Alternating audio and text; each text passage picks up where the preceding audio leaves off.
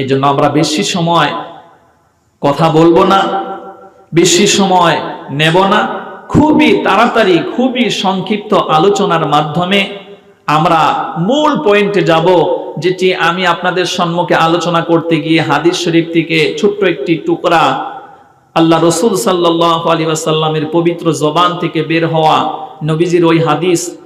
আল্লাহ রসুল সাল্লাল্লাহু আলাইহি ওয়াসাল্লাম বলেছেন, আদ-দুআউ মুখুল ইবাদাহ। দোয়াটা হচ্ছে, আমরা যত ইবাদত করছি এই দোয়াটা হচ্ছে আল্লাহর রাসূল সাল্লাল্লাহু আলাইহি ওয়াসাল্লাম বলেছেন সমস্ত ইবাদতের মগজ। সুবহানাল্লাহ পড়ে। রাত যখন গভীর হতে থাকে, আমরা সাধারণত দুনিয়াতে দেখতে পাই মানুষ প্রাণীকুল ঘুমের তাড়নায় সে আর সজাগ না থেকে তখন দরজাগুলো বন্ধ করে আপন আপন ঘুমের ঘরে গিয়ে সে অচেতন হয়ে যায়। সে ক্লান্ত হয়ে সে ঘুমের ঘরে গিয়ে আরাম করতে থাকে। তখন আর সে কিছু বুঝতে পারে না, ডাকলেও সহজে শুনতে চায় না। কথা বলেন ঠিক কিনা? তবে হ্যাঁ আমার বন্ধুগণ, এই মখলুকের কিছু বৈশিষ্ট্য আছে আর আল্লাহ রাব্বুল আলামিনের কিছু বৈশিষ্ট্য আছে।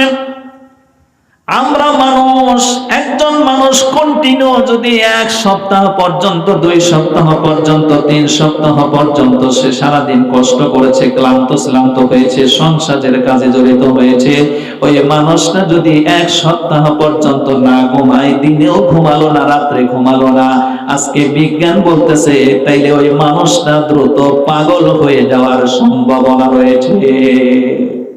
মানুষটা পাগল হয়ে যাবে, কারণ আল্লাহ পাক ঘুমটা বানিয়েছেনই তার শরীরের ক্লান্ত দূর করার জন্য। সুবহানাল্লাহ পড়ে। এটা হলো মানুষের বৈশিষ্ট্য। আর যে আল্লাহ রাব্বুল আলামিনকে না দেখি আমি আপনি বিশ্বাসে স্থাপন করেছি, কোরআনে কারীম যখন আপনি স্টাডি করবেন, আল্লাহ পাকের কোরআন 29 নাম্বার পারার প্রথম যে সূরাটা হয়, এই সূরার নাম হতেছে সূরা মুলুক। 30টি আয়াত বিশিষ্ট এই সূরা। জোরে বলেন সুবহানাল্লাহ।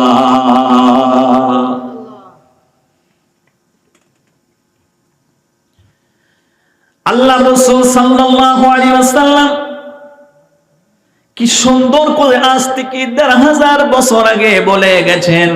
ও আমার সম্মানিত বন্ধুগণ, কালকে যে প্রোগ্রামটি আমি করেছিলাম, যে মাহফিলটি আমি করে আপনাদের পর্যন্ত পৌঁছালাম, ওটা আমার জেলাতেই প্রোগ্রামটা ছিল। বরপেটা জেলা ধুমেরপুর এরিয়ার নিকটবর্তী হাউলি টাউনের নিকটবর্তী একটি মাহফিল করে এলাম। ওই মাহফিলটা ছিল কবরস্থানকে ডেভেলপ করার উদ্যোগ নিয়ে, ওই কবরস্থান যেন ডেভেলপ করা হয় তার উদ্যোগ নিয়ে মাহফিল দেওয়া হয়েছিল। জোরে বলেন সুবহানাল্লাহ। কবরস্থানের কাছে গেলে একটু ভয় লাগে না ভাই? কথা বলেন না কেন? ভয় লাগে না? নাই? কারণ ওই জায়গায় যখন কাউকে রাখা হবে, তারপরে হাদিস শরীফের ভিতরে এসেছে মানুষকে যখন কবরস্থ করা হয়, তখন দেখবেন তার সঙ্গে কিছুগুলা জিনিস যায়, ব্যক্তি যায়, দা, খুন্তি, কুড়াল, তারপরে এরপরে পাঠি, এগুলা কিছু জিনিস যায়। হাদিসের ভিতরে এসেছে 3 শ্রেণীর বস্তু যায়, জিনিস যায়। একটা হচ্ছে ব্যক্তি যায়, আমরা তাকে দাফন করতে যাই। দ্বিতীয় হচ্ছে কিছু জিনিসপত্র নিয়ে যায়।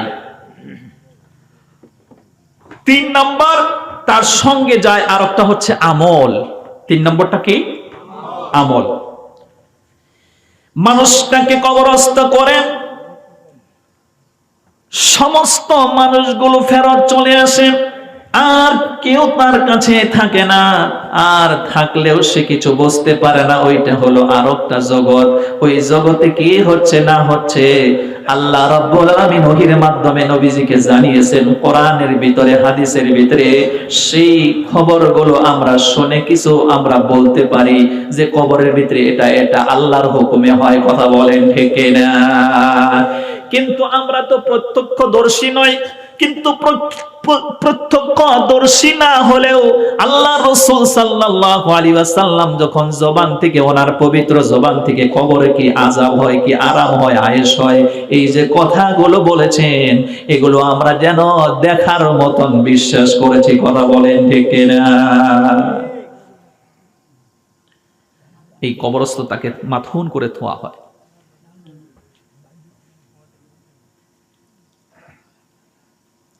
আমার সম্মানিত বন্ধুগণ,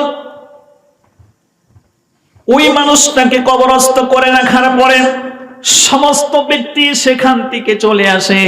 দা, খন্তি, কোড়াল যা কিছু নিয়ে গিয়েছিল সেগুলো সব জিনিসপত্র নিয়ে আসে। তবে একটা জিনিসই থাকে, সেটা হলো তার আমল। এই আমলটা ভালোও হতে পারে, মন্দও হতে পারে। কথা বলেন ঠিক কিনা?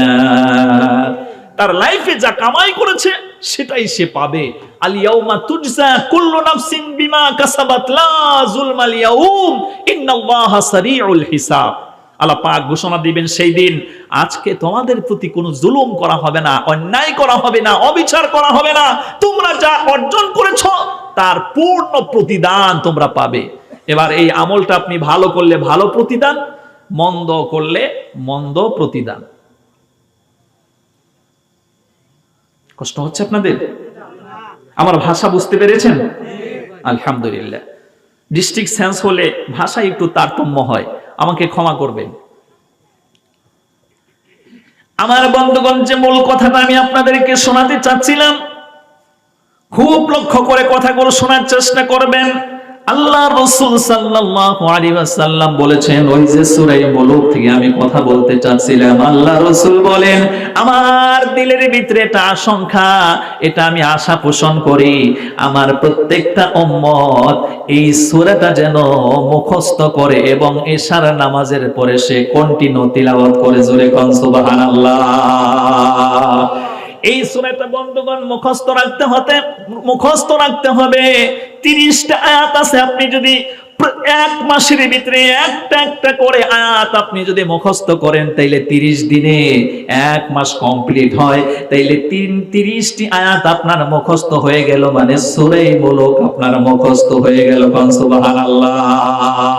আর এই সূরা মুলুক যদি আপনার ইয়াদ হয়ে যায়, মুখস্থ হয়ে যায়, সম্মানিত বন্ধুগণ, আল্লাহর রাসূল বলেন, ওই মানুষটা যদি এশার নামাজের পরে কন্টিনিউ এর উপরে আমল করে, মৃত্যু দম পর্যন্ত আমল করে, আল্লাহ রাসূল সাল্লাল্লাহু আলাইহি ওয়াসাল্লাম খুশখবরি শুনিয়ে দেয়, ওই কবরে তোমাকে সকলেই রেখে চলে আসবে, তুমি সেই দিন একা থাকবা না।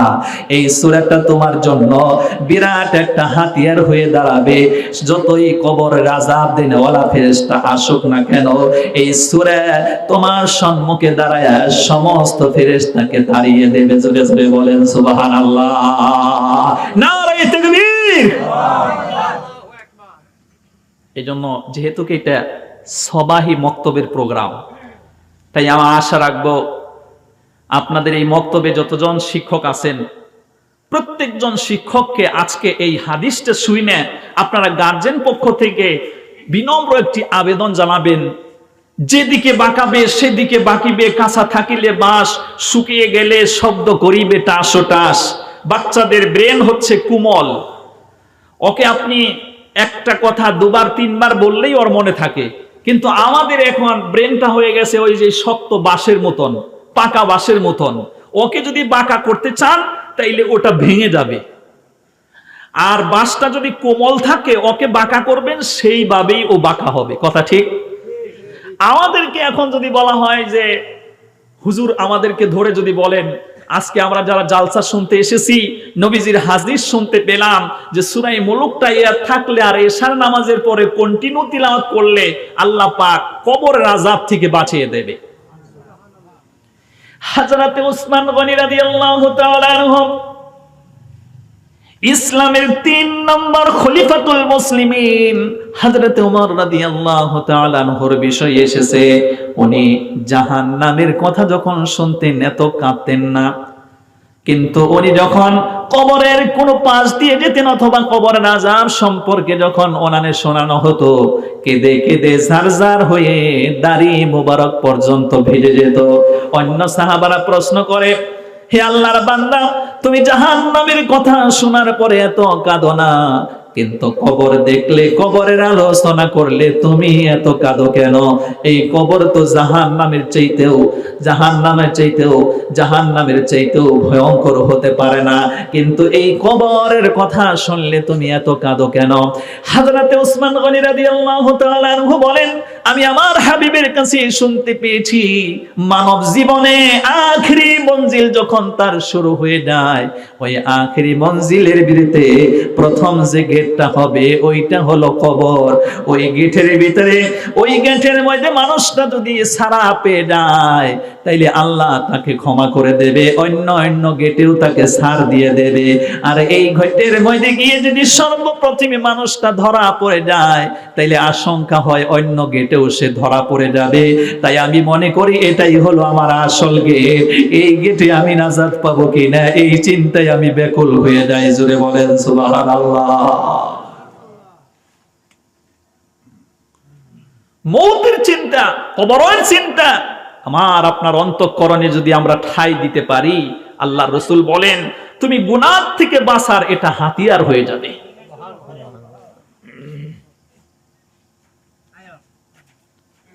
এজন্যই আমি আপনাদেরকে লক্ষ্য করে বলবো, যত গার্জিয়ান এখানে আপনারা এসেছেন, আপনাদের এই মক্তবে পড়ানেওয়ালা হুজুরদেরকে একটু আপনারা বিনম্র অনুরোধ করবেন যে দয়া করে আমাদের বাচ্চাদেরকে সূরা মুলুকটা ইয়াদ করায়া দেবেন, সেজন্য সূরা মুলুকের হাফিজ হতে পারে এইরকম আপনি বানাবেন। কোন সুবহানাল্লাহ। আমার ভাইয়ার, আমি আপনাদের সম্মুখে এই সূরা মুলুক থেকে একটি আয়াত তিলাওয়াত করতে চাচ্ছিলাম। পবিত্র কোরআন আপনি স্টাডি করলে 29 নাম্বার পারা হিফজে কোরআন দ্বিতীয় নম্বর পেজের ভিতরে 30টা আয়াতের ভিতরে হচ্ছে 12 নম্বর আয়াত। আল্লাহ রাব্বুল আলামিন বলেন, ইন্নাল্লাযীনা ইয়াখশাউনা রাব্বাহুম বিল গায়ব লাহুম মাগফিরাতুন ওয়া আজরুন কাবীর। জোরে বলেন আল্লাহু আকবার। আল্লাহ রাব্বুল আলামিন বলেন, নিশ্চয়ই যারা গায়েবের প্রতি বিশ্বাস স্থাপন করেছে, গায়েবের প্রতি বিশ্বাস স্থাপন করেছে, গায়েব হচ্ছে অদৃশ্য বিষয়, যেটা বাস্তবে তা ধরা যায় না, ছোঁয়া যায় না। লা তুদরিকুহুল আবসার ওয়া হুয়া ইউদরিকুল আবসার ওয়া হুয়াল লাতীফুল খাবীর। পবিত্র কোরআন আপনি স্টাডি করবেন 7 নাম্বার পারা হিফজে কোরআন 20 নাম্বার পেজের ভিতরে সূরা আনআম 165টি আয়াতের ভিতরে এই আয়াত সংখ্যা হচ্ছে 103। কোন আল্লাহু আকবার। যেখানে আইডিয়া দেওয়া হচ্ছে আমার আপনার রব, যেই রবকে আমরা না দেখি বিশ্বাস স্থাপন করেছি, ওই আল্লাহ সম্পর্কে আল্লাহ নিজেই ঘোষণা দিচ্ছেন, তোমরা দুনিয়ায় থাকাকালীন আমি আল্লাহ রাব্বুল আলামিনকে দেখতে পারবা না, আমাকে দেখতে পারবা না, আমাকে তোমরা তোমাদের চোখে আয়ত্তে আনতে পারবে না। তবে হে বান্দারে, আমি তোমাদের সকলকে দেখতে পাচ্ছি, আল্লাহ পাক হচ্ছেন সূক্ষ্মদর্শী। জোরে বলেন সুবহানাল্লাহ। নারে তাকবীর। এই আল্লাহ রাব্বুল আলামিনকে দেখা যায় না, এটা হচ্ছে আল্লাহ পাকের একটা বৈশিষ্ট্য। তবে হ্যাঁ, আল্লাহকে দেখতে পারবেন, একটা সময় আছে, একটা চান্স আছে। কোরআনে কারীম যখন আপনি স্টাডি করবেন, কষ্ট হচ্ছে না তো আপনাদের? আমি কিন্তু ফালতু কথা বলতেছি না, সব কোরআনের আয়াত, কোরআনের আয়াতেরই ব্যাখ্যা আমি দেওয়ার চেষ্টা করছি। আর পৃথিবীতে কোরআনের আয়াতের ব্যাখ্যার আলোচনার চাইতে ভালো আলোচনা আরো আছে? কথা বলেন, আছে? নিশ্চয়ই নেই। আল্লাহ রাব্বুল আলামিন কোরআনে কারীমের ভিতরে বর্ণনা করেন, এই সূরাটার প্রথম 2 নম্বর আয়াত আল্লাহ রাব্বুল আলামিন বলেন, আল্লাযী খালাকাল মাউতা ওয়াল হায়াতা লিয়াবলুয়াকুম আইয়ুকুম আহসানু আমালা। আল্লাহ রাব্বুল আলামিন বলেন, এই পৃথিবীতে আমি হায়াত এবং মওতকে সৃষ্টি করেছি, এজন্যই যাতে করে এই হায়াতের মাধ্যমে লং টাইম তাকে দুনিয়ায় বেঁচে রেখে আমি আল্লাহ রাব্বুল আলামিন ওই বান্দাদেরকে পরীক্ষা করতে চাই, কোন বান্দা আনুগত্যশীল হয়, আমার গোলামি করে, দাসত্ব করে, উত্তম ইবাদত করে, উত্তম ভালো ভালো কাজগুলো করে, আর কে করে না, গুনাহের কাজে জড়িত হয়, এটা আল্লাহ পরীক্ষা করার জন্য এই হায়াত মওত আল্লাহ দান করেছেন। জোরে বলেন সুবহানাল্লাহ। এজন্য সম্মানিত বন্ধুগণ, মানুষকে স্বাধীন দিয়ে দেওয়া হয়েছে, মানুষকে পরাধীন করা হয় নাই। অন্যত্র আল্লাহ রাব্বুল আলামিন কোরআনে কারীম যখন আপনি স্টাডি করবেন, লিল্লাহি মুলকুস সামাওয়াতি ওয়াল আরদ ইউসাব্বিহু লিল্লাহি মা ফিস সামাওয়াতি ওয়াল আরদ। এই পৃথিবীতে মানব মণ্ডলী এবং জিন মণ্ডলী বাদ দিয়ে যত প্রাণীকুল আছে, যত আল্লাহর সৃষ্টি জগৎ আছে, আল্লাহ রাব্বুল আলামিন অটোমেটিক্যালি তাদেরকে বলে দিয়েছেন, অবশ্যই তোমরা আমার ইবাদত করতে হবে, আমার তাসবিহ পড়তে হবে, আমাকে সেজদা দিতে হবে। এই জন্য মানুষ এবং জিন ব্যতীত যত মখলুক আছে, সমস্ত মখলুক ইচ্ছায় অনিচ্ছায় আল্লাহ পাকের ইবাদত করে, এতে কোনো সন্দেহ নাই। কথা বলেন ঠিক কিনা? শুধুমাত্র মানুষকে তাকে স্বাধীন দেওয়া হয়েছে, চাইলে করতেও পারবে, চাইলে নাও করতে পারবে। কোরআনে কারীম যখন আপনি স্টাডি করবেন, আজকে কি বার ভাই? এই কালকে শুক্রবার। শুক্রবার জুমার আগেই সূরাটা পড়া হলো সুন্নত, সূরা কাহাফ। আল্লাহ রাসূল সাল্লাল্লাহু আলাইহি ওয়াসাল্লাম বলেন যে এই মানুষটা প্রত্যেক জুমার আগে জুমার দিনে সূরা কাহাফটা তিলাওয়াত করবে। 15 নম্বর পারার 2 নম্বর সূরা 16 নম্বর পারায় কমপ্লিট হয়েছে। 110টা আয়াত আছে। জোরে বলেন আল্লাহু আকবার। আপনারা যেভাবে আওয়াজ দিচ্ছেন মনে হচ্ছে রমজান মাসের আজকে 27 তারিখ। আওয়াজ হইতেছে না কে লেগে? আর যা জলসার উদ্যোগে তো বাড়িতে মেহমান আসছে, মাংস টাংস খাওয়ানো হয়েছে, তাইলে একটু আওয়াজ দিলেই তো আমি একটু এনার্জি পাই। একটু জিকির করেননি? সুবহানাল্লাহ ওয়ালহামদুলিল্লাহ ওয়ালা ইলাহা ইল্লাল্লাহ, সুবহানাল্লাহ walhamdulillah wala ilaha illallah, la ilaha illallah, la ilaha illallah, subhanallah walhamdulillah wala ilaha illallah, la ilaha illallah Muhammadur Rasulullah sallallahu alayhi wasallam। আমার সম্মানিত বন্ধুগণ, আমি বলতে চাচ্ছিলাম যে আল্লাহ রাব্বুল আলামিনের প্রতি বিশ্বাস স্থাপন করার কথা হয়েছে। ওই আল্লাহ রাব্বুল আলামিনকে আপনি স্বচক্ষে দেখতে পারবেন না, তারপরেও বিশ্বাস করতে হবে। বন্ধুরে, স্বচক্ষে দেখার জন্য একটা চান্স আল্লাহ রেখে দিয়েছেন, সেটা হলো এই দুনিয়া থেকে যখন আপনি ঈমান মজবুত করবেন এবং আমলে সলে অর্জন করবেন, আর ওই আমলে সলে যদি আল্লাহর কাছে পছন্দ হয়ে যায়, আল্লাহ খুশি হয়ে জান্নাতের ভিতরে আপনাকে দাখিল করবে। জোরে বলেন সুবহানাল্লাহ। আল্লাহর কোরআন যখন আপনি স্টাডি করবেন, 25 নম্বর পারার আখেরি সূরার আগের সূরা, সূরার নাম হলো সূরা জাসিয়া, সূরার নাম হলো সূরা যুখরুফ।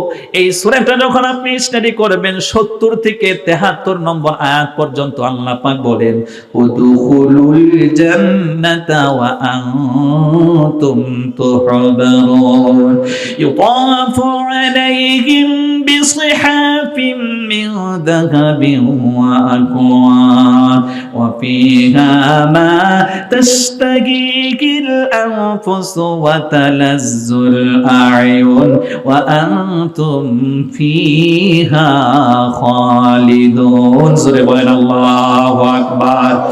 ওই দিন আল্লাহ পাক সন্তুষ্ট হবে বান্দার প্রতি, খুশি হয়ে আল্লাহ রাব্বুল আলামিন বলবেন, বান্দারে আজকে তোমরা আমার চিরন্তর জান্নাতের ভিতরে ঢুকে পড়ো। ওই জান্নাতের ভিতরে ঢোকার সাথে সাথে আল্লাহ পাক মেহমানদারির ব্যবস্থা করে রেখেছেন। যেরকম করে আজকের প্রোগ্রামে আপনাদের এলাকায় যখন আমি এলাম, আপনাদের কমিটির যে কোনো সদস্যবৃন্দ আছে, যারা কর্মকর্তা আছে, আমাকে মুখ্য মেহমান হিসেবে আমাকে রিসিভ করলেন, বাড়ি নিয়ে গেলেন, তারপরে আমাকে বসার ব্যবস্থা করলেন, খানা পানার ব্যবস্থা করলেন, সমস্ত ফ্যাসিলিটি আমাকে দিলেন। সুবহানাল্লাহ। আমার ভাইয়ারা, ওই আল্লাহ রাব্বুল আলামিনকে যদি আপনি সন্তুষ্ট করতে পারেন, ঈমানটা যদি মজবুত করতে পারেন, আমলে সলেহ অর্জন করতে পারেন, কিয়ামতের দিবসে আল্লাহ ঘোষণা দিয়ে দেবে, বান্দারে আমার চিরন্তর জান্নাতের ভিতরে ঢুকো। ওই জান্নাতের ভিতরে ঢোকার সাথে সাথে বন্ধুরে ওই জান্নাতের এরিয়াটা সম্পর্কে বলা হয়েছে, ওয়া ইদা রাআইতা থাম্মা রাআইতা নাঈমান ওয়া মুলকান কাবীরা। জান্নাতের ভিতরে যখন আপনি ঢুকবেন, যেদিকেই তাকাবেন সেদিকেই নিয়ামত আর নিয়ামতের সাম্রাজ্যগুলো দেখতে পাবেন।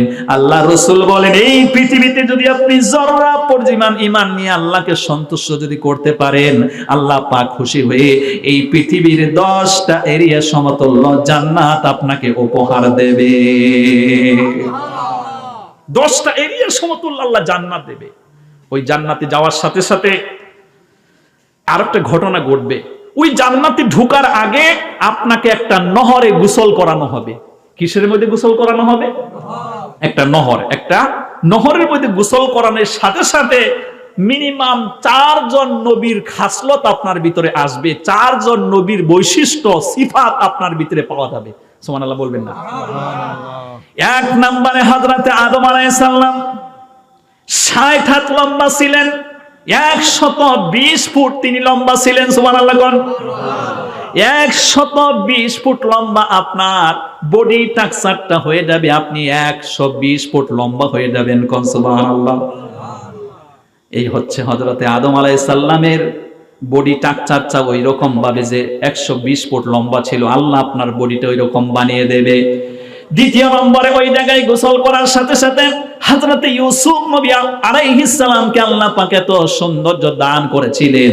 আল্লাহ রাসূল যখন মেরাজে গমন করেন, একটা আসমানে গিয়ে হযরতে ইউসুফ আলাইহিস সালামের সাথে দেখা হয়, সাক্ষাৎ হয়। আল্লাহ রাসূল বলেন, আমার ভাই ইউসুফের দিকে বারবার আমি তাকালাম, আর আল্লাহ রাব্বুল আলামিন ওই আকাশের মধ্যে 14টি চাঁদ যেই দিন উঠে উদ্ভাসিত হয়ে যায়, যেরকম দেখতে সুন্দর হয়, আমার মনে হলো চাঁদের চাইতেও বেশি সুন্দর হযরত ইউসুফ আলাইহিস সালাম। আল্লাহ রাব্বুল আলামিন আপনাকে কি করবেন? 2 নম্বর গুণটা এনে দেবেন, হযরত ইউসুফ আলাইহিস সালামের শরীরের মতন চেহারা আল্লাহ পাক বানিয়ে দিবেন, সৌন্দর্য। তৃতীয় নম্বর, আল্লাহ রাব্বুল আলামিন আপনাকে একটা ক্ষমতা দান করবেন। আজকে দেখবেন মানুষ দুনিয়ায় থাকাকালীন সে ধৈর্য হারা, ধৈর্য তার ভিতরে নাই। দেখবেন মানুষ এত ধৈর্য হারা হয়ে গেছে, মসজিদে যাবে, মসজিদে ঢুকতে যত দেরি, কিন্তু বাইর হতে আরো তাড়াতাড়ি। কথা বলেন ঠিক না? ইমাম সাহেব যদি একটু সূরা লম্বা করে অথবা দোয়াটা একটু লম্বা করে, পিছন থেকে কাশি দিয়ে ইমামকে সিগন্যাল দিয়ে তারপরে যদি সাইর না দেয়, ওই বেটা আমি থাকতামই না, দৌড় দিছি। মানুষ ধৈর্য হারা, ধৈর্য নেই, গাড়িতে উঠতেছে, গাড়িতে থেকে নামতেছে, এই নামার পথে এত ভিড় করে, কোন কোন মানুষ অ্যাক্সিডেন্ট হয়ে যায়। কথা বলেন ঠিক কিনা? মানুষের ধৈর্য নেই, ধৈর্য হারা। খুলিকাল ইনসানু মিন আজাল, কোরআনে কারীমের ভিতরে এসেছে যে মানুষ বড্ড তাড়াহুড়া করনেওয়ালা, তাড়াতাড়ি করনেওয়ালা। কিন্তু বন্ধুগণ, ওই চিরন্তর জান্নাতের ভিতরে যখন আপনি যাবেন, আল্লাহ রাব্বুল আলামিন 3 নাম্বার বৈশিষ্ট্য আল্লাহ দান করবে। ওয়া আইয়ুবা ইযনাদা রাব্বাহু রাব্বিনা ইলা আখিরি আয়াত। আল্লাহ রাব্বুল আলামিন বলেন, হযরতে আইয়ুব আলাইহিস সালামকে আমি কঠিন রোগে আক্রান্ত করেছিলাম, কঠিন রোগে আক্রান্ত হয়ে সে কিন্তু ধৈর্য হারা হয়নি। আমি আল্লাহ রাব্বুল আলামিনকে ডাক দিয়ে বলেছিল, আন্নী মাসানিয়াদ দুরু ওয়া আনতা আরহামুর রাহিমিন। আল্লাহ গো, গোটা শরীরের মধ্যে আমার পছন্দ ধরেছে, পোকা ধরেছে। আল্লাহ আমি সহ্য করেছি, কিন্তু লাস্টের দিকে যখন ওনার জিহ্বার মধ্যে যখন পোকা ধরতেছিল, তখন আল্লাহকে ডাক দিয়ে বলে, মাওলা গো, আল্লাহ আমার জিহ্বার মধ্যে যদি পোকা ধরে, আল্লাহ গো তোমার পবিত্র নাম আমি কি দিয়ে জপ, তোমার তাসবিহ তাহলিল কি দিয়ে আমি করব? মেহেরবানি করে তুমি আমার বেমার ভালো করে দাও। জোরে জোরে বলেন সুবহানাল্লাহ। আল্লাহর কোরআন যখন আপনি স্টাডি করবেন বন্ধু, 19 নম্বর পারার 2 নম্বর সূরা, সূরার নাম হচ্ছে সূরাতুশ শুআরা। 127টা আয়াত পাবেন এই সূরাটার ভিতরে, যেখানে 80 নম্বর আয়াতের ভিতরে আল্লাহ পাক বলেন, ওয়া ইযা মারিতু ফাহুয়া ইয়াশফিন। বেমার আল্লাহ রাব্বুল আলামিন দেন, ওই আল্লাহ বেমার থেকে মুক্ত করেন। কথা ঠিক কিনা? এটা কিন্তু ঈমানের দাবি। আজকে বহু মানুষ এখানে ফেল করে, বহু মানুষ ফেল করে, ঈমান তার নষ্ট হয়ে যায়। আল্লাহ বেমার দিয়েছেন, আল্লাহই ভালো করবেন। হ্যাঁ, ওই বেমার অনুযায়ী আপনাকে ট্রিটমেন্ট করাটা হচ্ছে সুন্নাহ। তবে আপনার তাকওয়া থাকতে হবে, আল্লাহ দিয়েছেন, আল্লাহ আমাকে সুস্থ করবেন। কথা ঠিক কিনা? হযরত আইয়ুব আলাইহিস সালাম তাই আমাদেরকে শিখিয়েছেন, এই যে নবীদের কাহিনী কোরআনে কারীমের ভিতরে আল্লাহ ভরে দিয়েছেন। নবীরা হচ্ছে আমাদের জন্য মডেল। নবীরা যে কাজগুলো করেছেন ওইভাবে আমাদেরকে কাজ সম্পাদন করতে হবে। সেজন্য আল্লাহ হাজারো নবীর ঘটনা কোরআনে দিয়ে রেখেছেন। কথা বলেন ঠিক কিনা? লাকাদ কানা লাকুম ফি রাসূলিল্লাহি উসওয়াতুন হাসানা। You have a good example to follow. এই নবীরাই হচ্ছে তোমাদের জন্য আদর্শ, অতএব তাদেরকে ফলো করো। সুবহানাল্লাহ। হযরত আইয়ুব আলাইহিস সালাম এমনিতে করেন, আল্লাহ রাব্বুল আলামিনকে ডাক দিয়ে ধৈর্য ধারণ করে আল্লাহর কাছে যখন রোগের থেকে মুক্ত চাইলেন, আল্লাহ পাক ওনার দোয়া কবুল করলেন। আল্লাহ রাব্বুল আলামিন হযরতে জিবরাইলকে পাঠিয়ে দিলেন। হযরতে জিবরাইলকে পাঠিয়ে দিয়ে হযরতে আইয়ুব আলাইহিস সালামকে বলা হলো, তুমি এই জমিনের মধ্যে একটা আঘাত করো, পা দিয়ে তুমি আঘাত করো। উরকুদ বিরিজিলিকা হাদা মুগতাসাল ইলা আখিরি আয়াত। আল্লাহ রাব্বুল আলামিন বলেন, তুমি এই জমিনের মধ্যে আঘাত করো, পা দিয়ে লাথি দিয়ে দাও। জমিনটা যখন ফেটে গেল, আল্লাহর হুকুমে জমিন ফেটে গিয়ে ওখান থেকে নহর প্রবাহিত হলো। আর সেই নহরের মধ্যে হযরতে আইয়ুব আলাইহিস সালাম গোসল করলেন, ধৈর্য ধারণ করলেন। আল্লাহ রাব্বুল আলামিন ওনার গোটা শরীরের বেমার দূর করে দিয়ে ওনাকে আগের চাইতেও আরো যৌবন চেহারা আল্লাহ দান করলেন। জোরে বলেন সুবহানাল্লাহ। আমার ভাইয়ারা, আমার কথাটা হচ্ছে 3 নাম্বার, ওই জান্নাতের ভিতরে যখন আপনি ঢুকবেন, আল্লাহ পাক আপনাকে 3 নাম্বার বৈশিষ্ট্য দান করবেন। হযরত আইয়ুব আলাইহিস সালামের মতন ধৈর্য ক্ষমতা আল্লাহ দান করবে। জোরে বলেন সুবহানাল্লাহ। এজন্য ভাইয়ারা, ধৈর্য হারা হবেন না। বিপদ আসুক, মুসিবত আসুক, বিপদ দিয়া, মুসিবত দিয়া, কষ্ট দিয়া, বেমার দিয়া, ফসলের ক্ষতি দিয়া, জমিনের ক্ষতি দিয়া, ছেলে সন্তান মৃত্যু মুখে আল্লাহ ফালিয়া, অথবা বাচ্চা কাচ্চারকে বেমার দিয়ে আল্লাহ আপনাকে পরীক্ষা করে। এই সময় ধৈর্য ধারণ আমাদেরকে করতে হবে। কথা বলেন ঠিক না? কিন্তু মানুষ এখানে ঈমান হারা হয়ে যায়, কই আমি অত নামাজ পড়ি আর আমার পুরীর কিতা লাগি অত বেমার হইল। আগে মসজিদও যাইতাম না, আর এখন মসজিদে যখন যাওয়া ধরছি তখন আমার পুরীর বেমার হয়ে গেছে, যাইতাম না মসজিদও। আরে তুমি মসজিদে না গেলে আল্লাহ ঠেকা হয়েছে নি? আল্লাহর কোনো ক্ষতি হইব? ক্ষতি তোমারই হবে। এই জন্য কোরআনে কারীম যখন আপনি স্টাডি করবেন, সূরা আল হাজ 17 নম্বর পারার 2 নম্বর সূরা, 78টা আয়াত আছে। কোন আল্লাহু আকবার। এই সূরাটা পড়লে টোটাল 78টা আয়াত পাবেন। বন্ধুরে, 11 নম্বর আয়াতের ভিতরে আল্লাহ পাকের বক্তব্য, ওয়া মিনান নাসি মান ইয়াবুদুল্লাহা আলা হারফ ফা ইন আসাবাহু খায়রুন ইতমাআন্না বি ওয়া ইন আসাবাতুহু ফিতনাতুন ইনকালাবা আলা ওয়াজহি খাসিরাদ দুনিয়া ওয়াল আখিরা যালিকা হুয়াল খুসরানুল মুবিন। কোন আল্লাহু আকবার। আল্লাহ রাব্বুল আলামিন বলেন আমার কিছু বান্দা আছে আমার ইবাদতে সে মনোনিবেশ হয়, আমার ইবাদত সে করতে চায়, তবে হ্যাঁ বিষয়টা এমন তখন সে যখন কল্যাণ পায় ইবাদতে টিকে থাকে, আর অকল্যাণ যখন তাকে স্পর্শ করে আমার সাথে তখন বিতর্কে লিপ্ত হয়ে যায়, ইবাদত করে না, কুফরির মধ্যে লিপ্ত হয়ে যায়। আল্লাহ পাক বলেন এমন ব্যক্তি ইহকালও খেলো পরকালও খেলো, সে ক্ষতিগ্রস্তদের অন্তর্ভুক্ত হলো। বিপদ মুসিবত আসলে আমার বন্ধুগণ আল্লাহ সম্পর্কে আপনি বাজে কথা বলতে পারেন না, কটূক্তি করতে পারেন না। আমাদের মায়েরা মহিলাদের এই স্বভাব কিছু আছে, দেখবেন ধান সিদ্ধ করে শুকা দিয়েছে, আল্লাহর কি ইচ্ছা ওই দিন বৃষ্টি আসছে, তখন কয় মরার বৃষ্টি আর জায়গা পেলি না, আজকে আমি ধান শুকা দিলাম এত কষ্ট করে, সারা রাত জেগে সকাল থেকে বৃষ্টি শুরু হয়ে গেল। আমাদের লয়ের আসামে একজন সুদক্ষ মুফতি সাহেব আছেন, ওনার নাম হলো মুফতি আব্দুল খালেক সাহেব, হয়তো ওনার নাম শুনেছেন, অসংখ্য কিতাব তিনি লিখেছেন। উনি একটা কিতাব লিখেছেন, এটা জেনারেল মানুষের খুবই দরকার, ইম্পর্টেন্ট। বেদাতের আবির্ভাবে সন্নতের সমাধি একটা কিতাব, আর একটা হচ্ছে শিরকের প্রাদুর্যে তাওহীদের অপমৃত্যু। সমাজে যখন শিরিক বেড়ে গেছে তখন তাওহীদটা মরে যাচ্ছে। ওই কিতাবে তিনি একটা ফতোয়া পেশ করেছেন, কেউ যদি বৃষ্টিকে গাল দিল অথবা বাতাসকে গাল দিল, তাইলে অরিজিনালে বৃষ্টির কোনো ক্ষমতা নাই, ও নিজের থেকে পড়বে। বৃষ্টিটা হয় কার হুকুমে? আরো জোরে বলেন, আল্লাহ রাব্বুল আলামিনের হুকুমে হয়। ওই বৃষ্টিকে যদি আপনি গাল দিয়ে দিলেন, তাইলে আল্লাহ রাব্বুল আলামিনকে আপনি গালি দিলেন, আর আল্লাহর গোলাম হয়ে আল্লাহকে গালি দেওয়া হলো, এটা হলো কুফরি কালাম, কুফরি কালাম হয়ে যায়। কোরআনে কারীম যখন আপনি স্টাডি করবেন, সূরা আল মাইদা ৬ষ্ঠ নম্বর পারা থেকে শুরু হয়েছে, ৭ নাম্বার পারায় কমপ্লিট হয়েছে। টোটাল এই সূরাটার ভিতরে আয়াত আছে বন্ধুগণ ১২০টা। কোন আল্লাহু আকবার।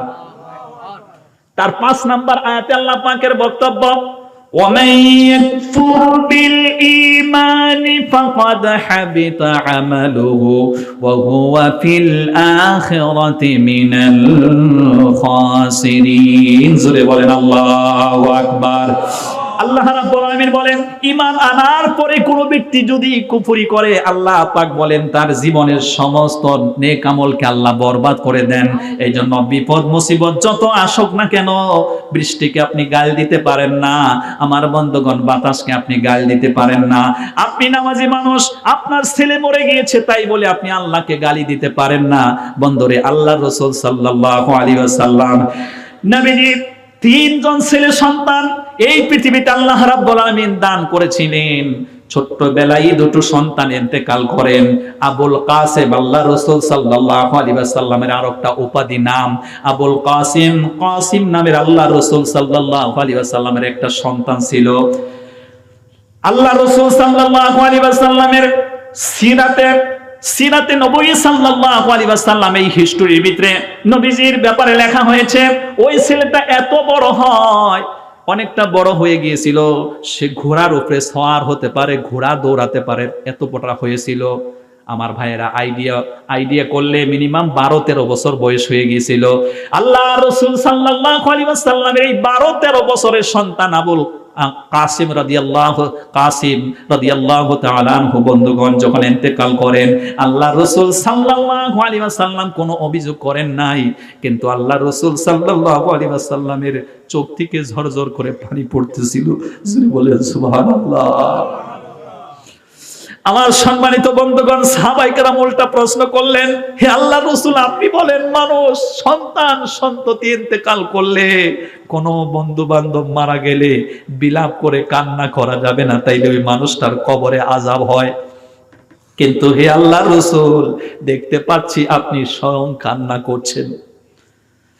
এই কথা বলার সাথে সাথে আল্লাহর রাসূল বললেন, আমি তো চোখের পানি ছাড়তেছি, যেরকম করে আম গাছের থেকে একটা আম ছিঁড়ে ফেললে ওই আম গাছের থেকে কষগুলো টপ টপ করে পড়তেই থাকে, কথা কোন ঠিক কিনা? ওইরকম ভাবে আমার কলিজার টুকরা সন্তান ইন্তেকাল হয়েছে, আমি আল্লাহর প্রতি সন্তুষ্ট, তবে বিলাপ করে কান্নাকাটি করতেছি না, আল্লাহর সম্পর্কে কোনো দোষারোপ করতেছি না। আমি ওই যে কান্না, আমার চোখের পানি যেটা পড়তেছে এটা হলো মহব্বতের পানি। আর আমি আল্লাহর কাছে আশা রাখি আল্লাহ আমার মহব্বতের বস্তু দুনিয়ার থেকে নিয়ে গেছে, এর বিনিময়ে আল্লাহ আমাকে বদলা দেবে। জোরে বলেন সুবহানাল্লাহ। আমার সম্মানিত বন্ধুগণ, এটাই হলো সুন্নাহ। আপনাকে ধৈর্য ধারণ করতে হবে, সবর করতে হবে। আমার আগে যে বক্তা মুফতি সাহেব আলোচনা করে গেলেন, বন্ধুরে, ছোট্ট মেয়ে সন্তান ইন্তেকাল করেছিল, ঘটনা বিস্তারিত আপনাদের সম্মুখে আলোচনা করেছে। আর ওই মুমিন বান্দার যত ছেলে সন্তান ইন্তেকাল করে, আল্লাহ রাসূল সাল্লাল্লাহু আলাইহি ওয়াসাল্লাম হাদিস শরীফের ভিতরে বলেছেন, মেরাজে যখন আল্লাহ রাসূল চলে গেলেন, তখন দেখতে পেলেন বিরাট বড় একটা লম্বা মানুষকে দেখতে পেলেন, আর একটা বিরাট ঘরের ভিতরে শিশু বাচ্চাদেরকে নিয়ে খেলাধুলা করতেছে। আমার ভাইয়ারা, ওইখানে একটা বিরাট পুরুষকে দেখতে পেলেন, একটা মহিলাকে দেখতে পেলেন। আল্লাহ রাসূল সাল্লাল্লাহু আলাইহি ওয়াসাল্লামের ব্যাখ্যা প্রদান করেছেন। ওই যে পুরুষটাকে দেখেছেন, মিল্লাত আবিকুম ইব্রাহিম, উনি হচ্ছেন আর কেউ নন হযরত ইব্রাহিম আলাইহিস সালাম, যিনি আমাদের জাতির পিতা। আর ওই মহিলাকে দেখতে পেয়েছিলেন হযরতে হাজেরা, বিবি হাজেরাকে দেখতে পেয়েছিলেন। ও আমার বন্ধুগণ, ছোট্টবেলায় আপনার যে ছেলে সন্তানগুলো ইন্তেকাল করতেছে, এই এলাকায় বহু মানুষ এরকম আছে, ছোট্টবেলায় শিশুকে হারিয়ে ফেলেছেন। ওই সন্তানগুলো মারা যাওয়ার পরে ওই হযরতে ইব্রাহিম আলাইহিস সালাম এবং হাজেরার সম্মুখে রাখা হয়, তাদেরকে ওখানে কোরআন শিক্ষা দেওয়া হয়। যখন তাদের ভিতরে এই কথা উদ্যত হয়, মনে হয়, আরে আমি আমার মায়ের কোলে ভালো করে দুধ খেতে পারি নাই, আমার মাকে আমি ভালো করে দেখতে পারি নাই, মায়ের আদর আমি পাই নাই, এই কথা মনের মধ্যে করে যখন আমার বন্ধুগণ দৌড় দিয়ে মায়ের কথা মনে পড়ে, তখন বিবি হাজেরার দিকে দৌড় দিয়া হযরতে বিবি হাজেরার কোলের মধ্যে বসে পড়ে। আর হযরতে হাজেরা এই দুনিয়ায় বেঁচে থাকলে মা তার সন্তানকে যে আদর দিয়েছিল, আদর দেয়, দুধ খাওয়ায়, তাকে আদর দেয়, স্নেহ করে, মরম করে, ওই মরম স্নেহে হযরতে বিবি হাজেরাই সেটা করেন। জোরে বলেন সুবহানাল্লাহ। আর এখানে আল্লাহ পাকের একটা কুদরত হলো, যখন ওই বাচ্চাটা বিবি হাজেরার কোলের মধ্যে চলে আসে, বন্ধুরে, আল্লাহ রাব্বুল আলামিন ওই সময়ের ভিতরে হাজেরা ওই বাচ্চাটার মার যে দুনিয়াতে চেহারা ছিল, ওই চেহারা আল্লাহ বানায়া দেয়। জোরে কোন সুবহানাল্লাহ। বাবার কথা যখন মনে হয়, বাবার আদর তো আমি পাই নাই, তখন হযরত ইব্রাহিম আলাইহিস সালামের দিকে দৌড় দেয়। দৌড় দেওয়ার সাথে সাথে হযরত ইব্রাহিম আলাইহিস সালাম ওনাকে আদর করে, যত্ন করে, মহব্বত করে। আল্লাহ রাব্বুল আলামিন ওই সময় বাবার চেহারা হযরতে ইব্রাহিম আলাইহিস সালামের বানিয়ে দেয়, যাতে করে সে মনের মধ্যে কোনো কষ্ট না পায়। জোরে কোন সুবহানাল্লাহ। আর আপনি যদি ধৈর্য ধারণ করতে পারেন, এই মুমিন ব্যক্তিদের ছোট ছোট সন্তান আল্লাহ রাব্বুল আলামিন যখন দুনিয়া থেকে তুলে নিয়ে যায়, যেই ফেরেশতারা জানটা কবজ করতে আসে, বন্ধুগণ, কিতাবের ভিতরে এসেছে আল্লাহ পাক তখন প্রশ্ন করেন, ও ফেরেশতারা, তুমি এই আমার এই বান্দার কলিজার টুকরা সন্তানকে ছিঁড়ে তার কলিজার থেকে নিয়ে এলে, এই লোকটা কি অভিযোগ করেছে নাকি না সন্তুষ্ট আছে? তখন বলে, আল্লাহ গো, এই বাচ্চার মা বাবার চোখ দিয়ে পানি পড়তে দেখেছি, তবে আল্লাহ তোমার প্রতি সন্তুষ্ট আছে, তুমি সম্পদ দিয়েছিলে, তুমি আবার নিয়ে এসেছো, তাদের কোনো অভিযোগ নাই, তারা ধৈর্য ধারণ করেছে। আল্লাহ রাব্বুল আলামিন তখন ঘোষণা দিয়ে দেয়, ওই আমার ফেরেশতারা, তোরা জেনে রাখ, এই বান্দাদেরকেই তো তোরা বানাতে নিষেধ করেছিলি, আজকে তার কলিজার টুকরা সন্তানকে আমি ছিনিয়ে নিয়ে এলাম, তার কলিজা ছিঁড়ে আমি নিয়ে এলাম, তারপরেও অভিযোগ নাই, আমি সন্তুষ্ট হয়ে, খুশি হয়ে এর বিনিময়ে তাকে জান্নাত দিয়ে দেব। লিল্লাহি তাকবীর। আমার সম্মানিত বন্ধুগণ, ও আমার এলাকাবাসী ভাইয়েরা, ও আমার মুসলিম ভাইয়েরা, সেজন্যই ধৈর্য ধারণের কথা বলা হয়েছে। কোরআনে কারীম যখন আপনি স্টাডি করবেন, সূরাতুজ জুমার বলে একটি সূরা পেয়ে যাবেন কোরআনে কারীমের ভিতরে, তার 10 নম্বর আয়াতের ভিতরে আল্লাহ পাক বলেন, ইন্নামা ইউওয়াফাস সাবিরুনা আজরাহুম বিগাইরি হিসাব। যারা এই পৃথিবীতে সত্যিকার আল্লাহর প্রতি ধৈর্য ধারণ করবে, কিয়ামতের দিবসে অন্যান্য নামাজের সওয়াব আপনাকে গনে গনে দেওয়া হবে, মেপে মেপে দেওয়া হবে, হজের সোয়াবটা আল্লাহ মেপে মেপে দেবে, সমস্ত সোয়াবগুলো আল্লাহ মেপে মেপে ওজন ওজন করে দেবে।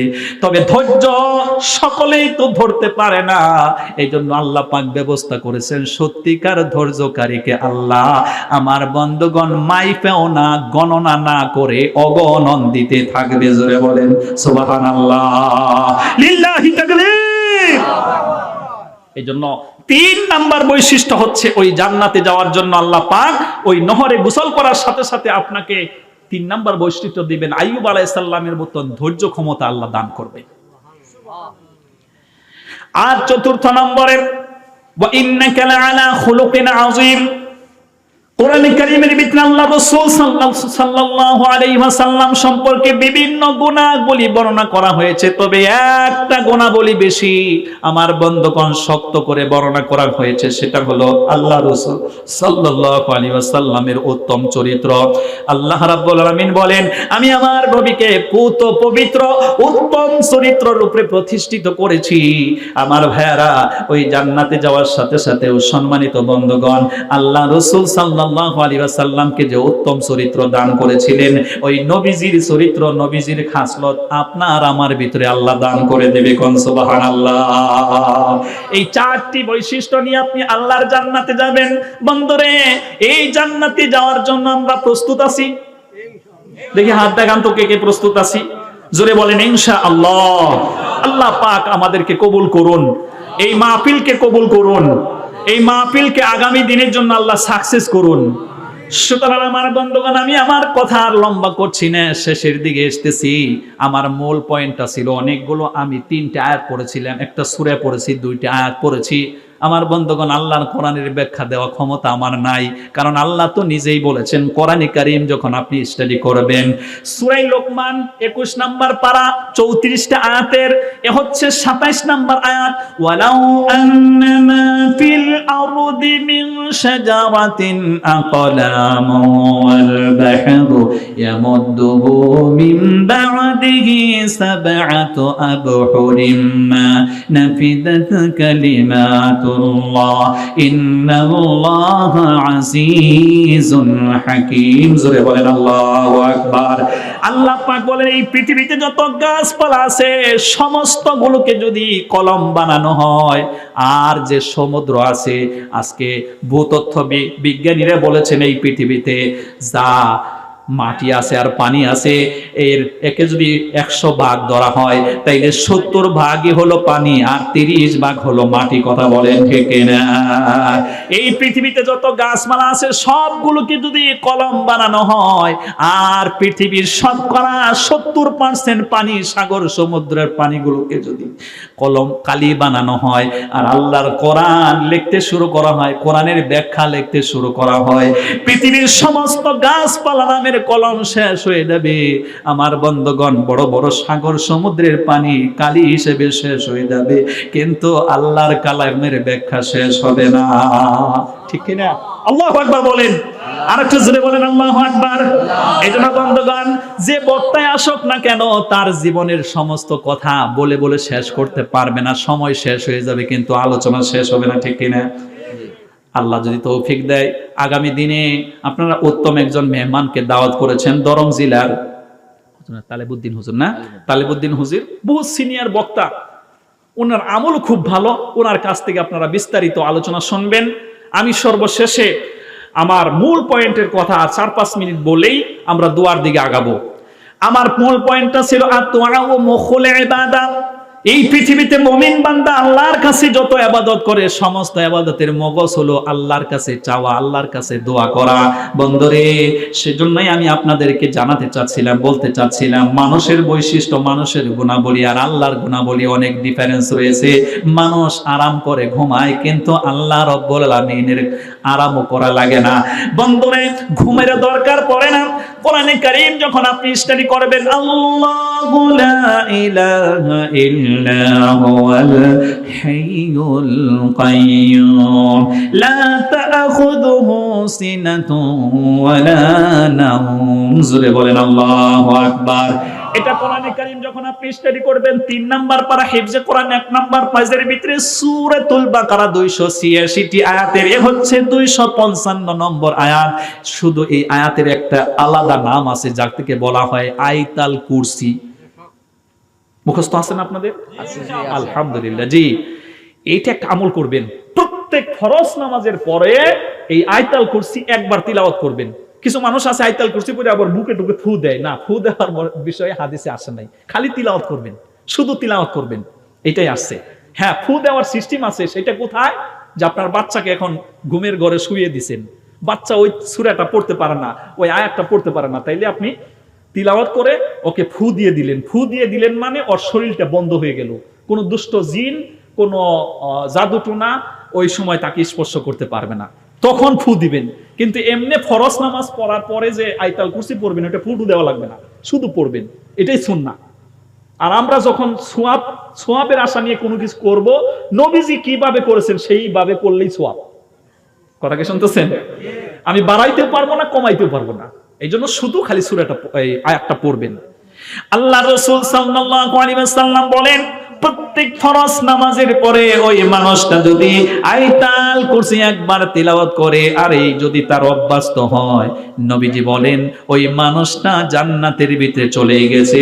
শুধুমাত্র একটা মৃত্যু নামের দেওয়াল তাকে পাড়ি দিতে হবে, একটা পুল পাড়ি দিতে হবে। আপনাদের প্রোগ্রামে যখন আমি আসলাম, আমাকে বলা হলো আপনি নগর থেকে আসার সময় আপনি নামবেন, কি যেন বলা হয়েছিল আমাকে, বেসিক। হ্যাঁ, বেসিক নামতে হবে। তো বেসিকের কথা যখন বলছে, আমার তো ভালো জানা নেই বেসিক কোনটা, এমন জায়গায় আমাকে নামিয়ে দিয়েছে। এখন আমাকে ফোন করতেছে, হুজুর কোথায় আছেন? আমি বললাম কলিতা স্টোর, এই দোকানের সম্মুখে আছি, দুটো দোকান বড় বড়, ওই দোকানের সম্মুখে কলিতা স্টোর, ওখানে আমি দাঁড়িয়ে আছি। তখন বললো, দেখেন তো আপনার পিছনের দিকে উত্তর পাশে কোনো একটা পুল আছে নাকি? বললাম যে হ্যাঁ, একটা পাকা পুল আছে, একটা ব্রিজ আছে।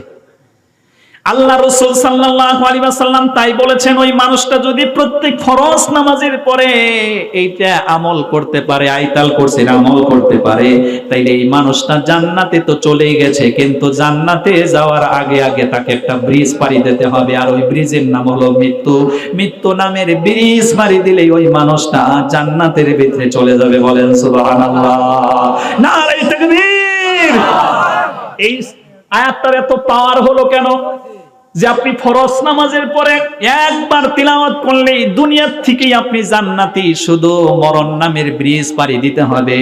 বন্ধুরে, মুফাসসিরিনে কেরাম এখানে অনেক তথ্য বর্ণনা করেছে, যা আমি সারা রাত্রে বলে শেষ করতে পারবো না। এখানে উত্তম একটা ব্যাখ্যা দিয়েছেন মুফাসসিরিনে কেরাম, যে এখানে এই আয়াতটার ভিতরে আয়াতুল কুরসি, আয়াতুল মানে আয়াত, কুরসি মানে হলো চেয়ার। অর্থাৎ এই যে আজকে আপনাদের এই প্রোগ্রাম চলতেছে, যিনি সভাপতি হুজুর, ওনাকে মুখ্য চেয়ারটা দেওয়া হয়েছে, আর আমি হলাম মুখ্য মেহমান, আমাকে মুখ্য চেয়ার দেওয়া হয়েছে। কথা বলেন ঠিক কিনা? অর্থাৎ সব চেয়ারের চাইতে নামি দামি সম্মানী চেয়ার। ওইরকম আল্লাহর কোরআনের ভিতরে যত আয়াত আছে, 6666টা আয়াত আছে, সমস্ত আয়াতের এ হলো কুরসি সভাপতি। কোন সুবহানাল্লাহ। এখানে আল্লাহর বরকতের কথা, মহত্বের কথা এখানে আছে বলেই এই আয়াতের তো পাওয়ার। কোন সুবহানাল্লাহ। বাসকান্দির হুজুর, আমাদের তো জবান ঠিক নাই। এখন এই যে মোবাইল আমরা যে ব্যবহার করি, এই মোবাইলকে যদি বলা হয় এটা মিথ্যা কথা কওয়ার একটা অস্ত্র, তাও কিন্তু বলবো না। মানুষের সারাদিন এমনি যতটা মিথ্যা কথা না কয়, আর মোবাইলে 2 মিনিট কথা কয়ে হেডি মিথ্যা কথা কয়। তো এই জন্য আমাদের জবানের বরকত শেষ হয়ে গেছে। বাসকান্দির হুজুর এই আয়াতুল কুরসি পড়ে এই গ্লাসের মধ্যে, পাকা কি কাচের গ্লাসের মধ্যে ফু দিলে পাতা গ্লাস ফেটে গেছে। কেন? ওনার জবানটা পবিত্র ছিল। আয়াতের পাওয়ার। একজনে পানি পড়বার লেগে আইছে, কয় হুজুর আমার পানিটা পুড়িয়ে দক্কা। কয় দিলাইছি, যাও গিয়ে খাও, গিয়ে আল্লাহ তোমার বালা করবা। কয় হুজুর আমি তো দেখলাম আপনি কোনটা পড়ছুন না, আপনি তো ফুটু দিছুন না। কয় তাহলে দাঁড়ো লই আও। দাঁড়ো মানে বুঝেন তো, নিকটে নিয়ে আসো। তা আমি কিন্তু বরপেটার লোক হলেও লেখাপড়া কিন্তু আপনাদের জেলাতেই করেছি। আমি জালালিয়া মাদ্রাসা, জয়নগর মাদ্রাসা এবং লীলবাগান হাফিজি মাদ্রাসা আমি পড়াশোনা করছি। এই লেগে আমি সিলেটি ভাষা কইতারি, বুঝলেন? তারা বাড়িতে আমি লজিং থাকছি। তো কয় দাঁড়ো লই আও। দারুল লই আইছে তখন ফু দিছে, গ্লাস ফাইটে গেছে, কয় এখন হইছে নি, ও ভাই এখন হইছে নি তোমার, আর কথা কয় না, হে মাতে না। তো এই আয়াতের মধ্যে এত পাওয়ার কেন? যে এখানে আল্লাহর পাওয়ারের কথা এই আয়াতের মধ্যে আছে, আল্লাহর গুণাবলী আছে, আল্লাহর সিফাত আছে, আল্লাহর বৈশিষ্ট্যের কথা, মহত্বের কথা, বরত্বের কথা আছে বলেই এই আয়াতের তো পাওয়ার। কোন সুবহানাল্লাহ। আল্লাহ রাব্বুল আমিন তাই শোনাচ্ছেন কি পাওয়ার আল্লাহর। আল্লাহ ছাড়া কোনো ইলাহ নাই, লা ইলাহা ইল্লা হুয়াল হাইয়ুল কাইয়ুম। আল্লাহ ছাড়া কোনো ইলাহ নাই, মাবুদ নাই, তিনি চিরঞ্জীব, তিনি সদা জাগ্রত। লা তাখুযুহু সিনাতুন ওয়ালা নাওম, তিনি কখনো ঘুমান না, ক্লান্ত তিনাকে স্পর্শ করে না। এইভাবে পুরো আয়াতের যে তরজমাটা, এটা হলো আল্লাহর বৈশিষ্ট্যের কথা, পাওয়ারের কথা এখানে বর্ণনা করা আছে। চলে বলেন সুবহানাল্লাহ। সেজন্য বন্ধুগণ, আমি আর কথা লম্বা করছি না, 12টা হয়ে গেল। আমরা সমস্ত মখলুক তো ঘুমায় যায়, আল্লাহ তো ঘুমান না। এই পৃথিবীতে মখলুক যখন ঘুমায় যায়, আল্লাহ রাব্বুল আমিন উল্টা তার রহমতের দরজা আরো খুলে বান্দাকে ডাক দিয়ে বলে, বান্দারে কে আসো? দুনিয়াতে নিজের জীবনে গুনাহ করে নিজের পায়ে কোরাল মেরে ধ্বংস হয়ে গেছো, ও বান্দারে লা তাকনাতু মির রাহমাতিল্লাহ, এরপরেও আমি আল্লাহর রহমত থেকে নিরাশ হয়ে যেও না। আমি আল্লাহর কাছে ক্ষমা চাও, আমাকে ডাক দাও, আমি ডাকে সাড়া দিয়ে দেব। জোরে বলেন সুবহানাল্লাহ। কোরআনে কারীম যখন আপনি স্টাডি করবেন, সূরা মুমিন একটা সূরা আছে, আর একটা হলো সূরা মুমিনুন। একটা হলো 24 নম্বর পারা, একটা হলো 18 নম্বর পারা।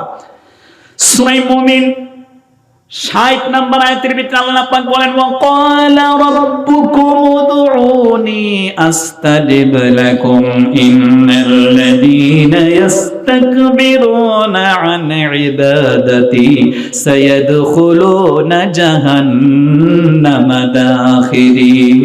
আল্লাহ রাব্বুল আলামিন বলেন, তোমার রবের পক্ষ থেকে অর্ডার করা হয়েছে, তুমি ওই রবের কাছে চাও, দোয়া করো, আর ওই রব ঘোষণা দিয়েছে, আমি তোমাদের দোয়া শুনবো, তোমাদের দোয়া আমি কবুল করব। জোরে জোরে বলেন সুবহানাল্লাহ। এজন্য আমার বন্ধুগণ, রাত গভীর হয়ে গেছে, আমরা দেখতে পাচ্ছি আমাদের চোখের সম্মুখে আমাদের মুসলিম ভাইদেরকে, ফিলিস্তিনের মুসলমান ভাইদেরকে, বোনেদেরকে, ছোট ছোট শিশুদেরকে হত্যা করা হচ্ছে। বম, প্রতিনিয়ত বম মেরে আমার ভাইয়েরা গুলি করে বিভিন্ন কায়দায় তাদেরকে মেরে হত্যা করে দেওয়া হচ্ছে, শহীদ করে দেওয়া হচ্ছে। আমরা চোখে দেখি, সহ্য করতে পারি না। কথা বলেন ঠিক কিনা? আল্লাহর কোরআন বাস্তব হয়েছে। আল্লাহ রাব্বুল আলামিন কোরআনে কারীমের ভিতরে বর্ণনা করেন, লাতাজিদান্না আশাদ্দান নাসি আদাওয়াতাল লিল্লাযিনা আমানুল ইয়াহুদা ওয়াল্লাযিনা আশরাকু ইলা আখিরি আয়াত। আল্লাহ পাক বলেন, এই পৃথিবীতে মুসলিম সম্প্রদায়ের জন্য বড় বড় দুশমন জাতি হলো 1 নম্বরে ইহুদি, আর 2 নম্বরে যারা এই দুনিয়াতে টাট্টা মুশরিক, ওরাই হলো মুসলমানদের বড় দুশমন। আর এই ইহুদিরাই মুসলমানদেরকে প্রতিনিয়ত মেরে মেরে হত্যা করতেছে। কথা কোন ঠিক কিনা?